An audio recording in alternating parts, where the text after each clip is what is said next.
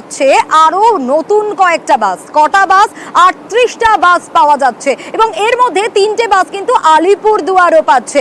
আরো বিস্তারিত রাজকুমারের থেকে জানবো। রাজকুমার, আলিপুরদুয়ার তো এই 38টির মধ্যে 3টে বাস পাচ্ছে, ফলে সুবিধে তো হবেই। একদমই সোনিয়া, দেখো যে গোটা যে উত্তরবঙ্গ রাষ্ট্রীয় পরিবহন যে নিগম, নর্থ বেঙ্গল স্টেট ট্রান্সপোর্ট যে কর্পোরেশন আছে, সেই ট্রান্সপোর্ট কর্পোরেশনেই কিন্তু বাস পরিষেবা আরো উন্নত হচ্ছে বলে এই এনবিএসটিসির যে চেয়ারম্যান পার্থপ্রতিম রায় তিনি জানিয়েছেন। এবং শুধু তাই নয়, 38টা বাস যেমন উত্তরবঙ্গ রাষ্ট্রীয় পরিবহন সংস্থা পাচ্ছে, তার মধ্যে 3টি বাস যেমন আলিপুরদুয়ার পাচ্ছে, এর পাশাপাশি রকেট সার্ভিস আলিপুরদুয়ার থেকে কলকাতা রকেট সার্ভিস চালু করছে।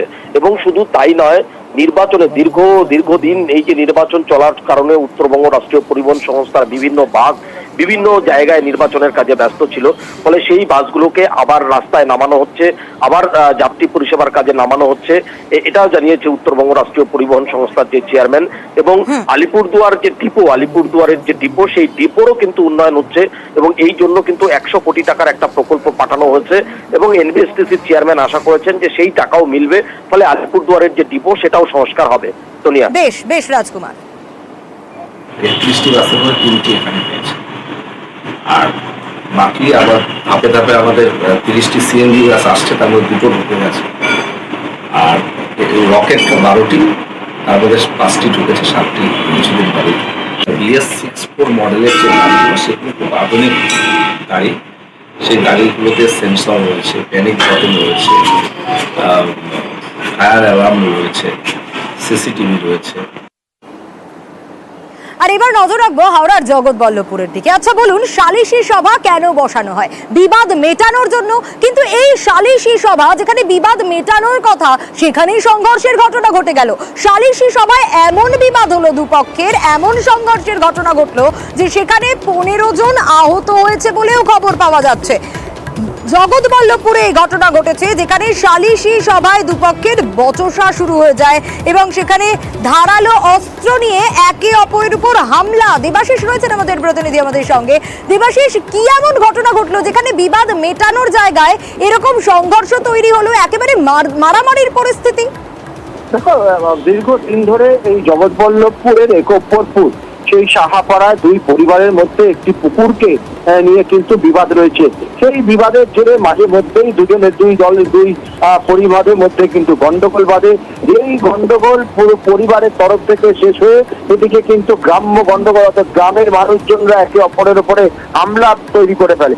এই ঘটনার বিবাদ মেটাতেই গতকাল একটি সালিশি সভা করা হয় এলাকার মানুষজন, এলাকার ক্লাব সংগঠনের তরফে। দুই পরিবারকে নিয়ে যখন তারা এই সালিশি সভা করে, তখন তাদের মধ্যে বচসা গন্ডগোল হয়, কার্যত ভেস্তে যায় সালিশি সভা। এরপর তারা যখন চলে যায়, হঠাৎ করেই ভোর 5টার সময় এক ব্যক্তির ওপরে কিন্তু সেই অন্য গোষ্ঠী তারা হামলা চালায় ধারালো অস্ত্র দিয়ে। হামলা চালানোর পরেই পাল্টা হামলা চলে। সেই হামলায় গুরুতর দুই পক্ষের 15 জন আহত হয়। এরপরই খবর পেয়ে ঘটনাস্থলে জগৎবল্লভপুর থানার পুলিশ পৌঁছেছে।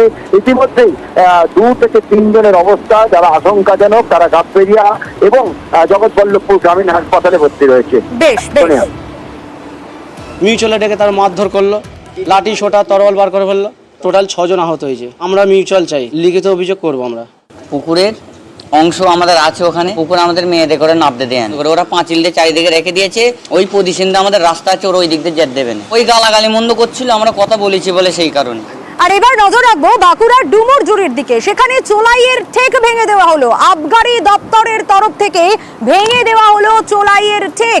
এ বিষয় নিয়ে আরো বিস্তারিত জানবো, ঠিক কি ঘটেছে প্রিয়ব্রতর কাছ থেকে। প্রিয়ব্রত,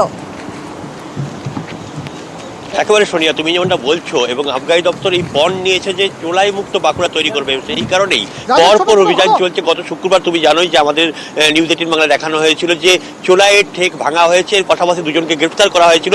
সেই 2 জনের কাছ থেকে ইনফরমেশন পাওয়া যায় এবং যে বিশেষ সূত্রে খবর পেয়ে যে ওই জায়গাতেই চোলাইয়ের ঠেক তৈরি হয়েছে বা চোলাই মদ তৈরি হচ্ছে, সেখানে হানা দেওয়া হয় এবং হানা দিয়ে প্রায় 5 জনকে গ্রেফতার করা হয়েছে, যার মধ্যে 2 জন মহিলা রয়েছে এবং 3 জন পুরুষ রয়েছে। একজন আমার দুজন স্বামী স্ত্রীও রয়েছে।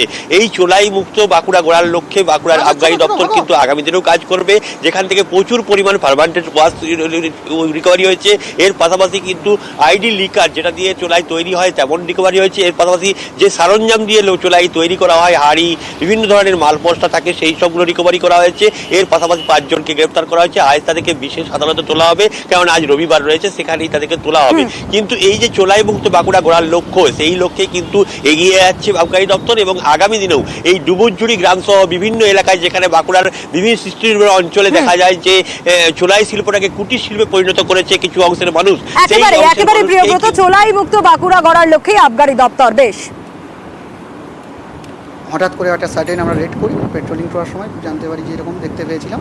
তো তার সেই কনসিকুয়েন্স ধরে আমরা আজকের আবার একবার ওখানে হানা দিই, এবং হঠাৎ হানা দেওয়ার পর সেখানে স্পটেই আমরা দেখি ভাঁটি জ্বলছে সব। সেই ভাঁটিগুলো থেকে অন দ্য স্পট আমরা 5 জনকে যারা বানাচ্ছিল, বাকিরা পালিয়ে গেছে। আমরা ঠিক করেছি যে বাঁকুড়া ডিস্ট্রিক্টে আমরা এই চোলাই মুক্ত একটা বাঁকুড়া আমাদের এক্সাইজ ডিপার্টমেন্ট থেকে আবগারি ডিপার্টমেন্ট যে মোটো, সেই মোটোটাকে আমরা রাখতে চাই এবং সেটাকে আমরা লাগাতার অভিযান চালাবো। আর এবার বানারহাটের দিকে নজর রাখবো। বানারহাট মানে হাতির হানা, বারংবার সেই খবর আমরা দেখাই যে লোকালয়ে হাতি ঢুকে পড়ে, কিন্তু হাতির হানায় এবার ভয়ানক ঘটনা, মৃত্যুর খবর পাওয়া যাচ্ছে। হাতির হানাতেই মৃত্যু আরও একবার। এর আগেও কিন্তু হাতির হানায় মৃত্যুর খবর সামনে এসেছে এই বানারহাটে। ধান খেতে রীতিমতো হাতি তাণ্ডব দেখায়, আর হাতি তাড়াতে গেলেই যুবককে আক্রান্ত হতে হয় বলে জানা যাচ্ছে। হাতির হানায় যুবকের মৃত্যু বানারহাটে। এই বানারহাটেই বারবার দেখা যায় যে লোকালয়ে হাতির তাণ্ডব। আর বানারহাটের চানাডিপার এই ঘটনা ঘটেছে। রকির কাছ থেকে জানবো বাকিটা। রকি, আমাদের সঙ্গে যোগাযোগ বিচ্ছিন্ন হয়েছে। রকি, তবে জানিয়ে রাখি, ফের হাতির হানায় মৃত্যুর ঘটনা বানারহাটের চানাডিপায়। রকির কাছ থেকে জানবো। রকি, স্থানীয়দের তাড়া খেয়ে আবারও তো হাতি জঙ্গলে ফিরে যায়, কিন্তু এই যে মৃত্যুর ঘটনা, এর আগেও কিন্তু এই ঘটনা ঘটেছে বানারহাটে। একদম সোনিয়া, তুমি যেমনটা বলে এর আগেও এই ধরনের ঘটনা ঘটেছে। গতকাল রাতে বানারহাট ব্লকের অন্তর্গত যে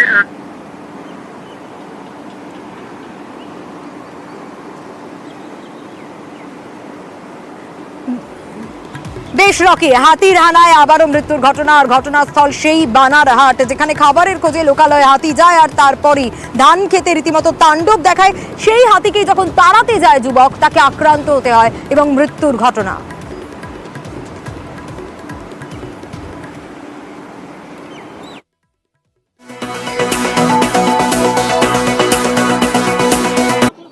ফের হাতির হানায় মৃত্যু বানারহাটের চানাডিপার ঘটনা। খাবারের খোঁজে লোকালয়ে হাতি ঢুকে যায়, ধান খেতে হাতির তাণ্ডব চলে। ফের হাতির হানায় মৃত্যু বানারহাটের চানাডিপারের ঘটনা। আমাদের সঙ্গে রকি রয়েছে, আরো বিস্তারিত বলবে রকি।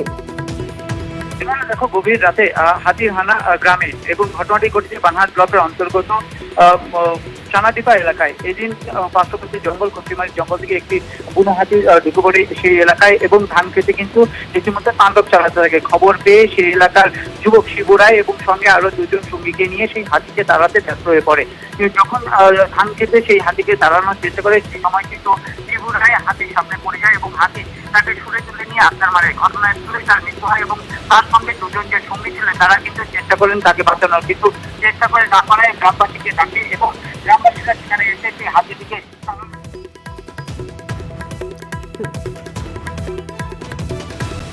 বেশ, একেবারেই ফের হাতির হানায় মৃত্যু বানারহাটের চানাডিপারের ঘটনা। খাবারের খোঁজে লোকালয়ে হাতি পৌঁছে যায়, ধান খেতে হাতির তাণ্ডব। হাতি তাড়াতে গেলে আক্রান্ত হন যুবক। হাতির হানায় মৃত্যু হয় সেই যুবকের।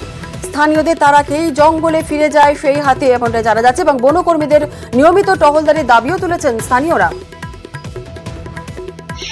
আমি চাচ্ছি আমার বাচ্চা কাচ্চাকে কিভাবে মানুষ তুলবো, আমার যে গার্জিয়ান সে তো মারা গেল। আসি পরবর্তী খবরে। জবরদখলে উচ্ছেদ পুরসভার। ইংরেজবাজার পুরসভায় উচ্ছেদ অভিযান, আর পুর প্রধানের নেতৃত্বে সেই উচ্ছেদ অভিযান। জবরদখলে উচ্ছেদ পুরসভার, ইংরেজবাজার পুরসভার উচ্ছেদ অভিযান।